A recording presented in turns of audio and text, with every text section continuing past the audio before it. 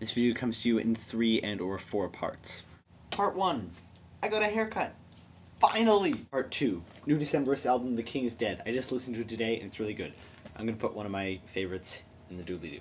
Part 3 and or 4. Pickles and Contentment. We'll start with the pickles part and then move into the contentment while I'm eating the pickles. Ugh, I can't open it. Oh. There we go. It smells so nasty. Alright, this jar tells me there's about 10 in there, but it definitely looks more like 15 or 20. Alright, first pickle.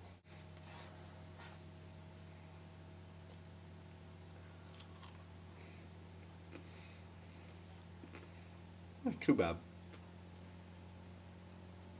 This is just one.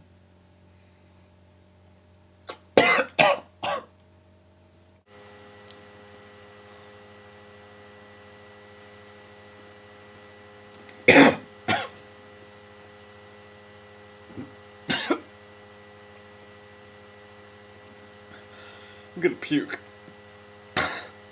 One down and there are 11 left. I don't think I can do it. These things are an offense to cucumbers. So my question for this week is, should Christians be content? I've often had quite a different opinion about contentment than other people have. A lot of times people talk about how we should be content, and oftentimes I thought maybe we shouldn't be content.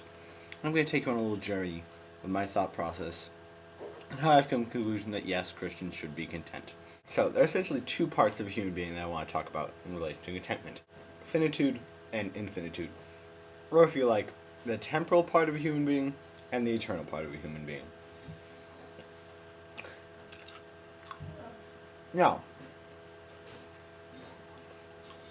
on the infinite side, it seems quite clear that Christians should be content. We are already justified before God, and we are holy in God's sight, and God has redeemed us.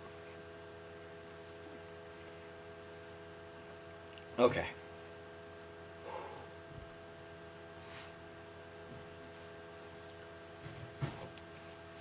So it makes perfect sense in the infinite or eternal sense to be content.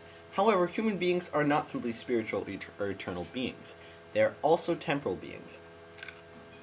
So temporally, or finitely, should Christians be content in that? There are all sorts of reasons why it seems we shouldn't be content in the finite sense. For instance, we are still sinful. Even though we are being sanctified, we are not yet sanctified. We are still becoming holy, and we are still sinful. And we still make mistakes, and we still sin a lot. Also, the world is an evil place. And there's suffering everywhere, and there's death everywhere. So temporally speaking, there seem to be a lot of reasons to be discontent. So when I came to this idea in my thought, I got in kind of a deadlock for a good hour or so. And I was thinking about this as I was trudging through the snow, trying to figure out if we should be content. Because I kind of feel like God wants us to be content, but I wasn't sure why. So, here's what I figured out. My definition of contentment was a bit off. I consider contentment to be fulfillment or perfection. Or you are content when everything that you need is provided for and you are set, like you're done. In that sense, it seems that people shouldn't be content until they are perfect, both in God's eyes and in reality or actuality and temporality. However, I don't think this is really what contentment is. Alright guys, I admit failure. I've eaten 2.5 pickles. And I'm in tears. I failed. I can't do this punishment. So you guys should probably find another punishment for me that does not involve eating large quantities of my least favorite food in the world. Alright, so where were we? Contentment, right. I don't think that's what contentment is. What do I think contentment is? I decided that I think contentment is the opposite of striving. So, I was wondering if you can have hope while being content. And this is how I cracked upon what I think the definition of contentment really is. contentment is not fulfillment, but rather surety of fulfillment.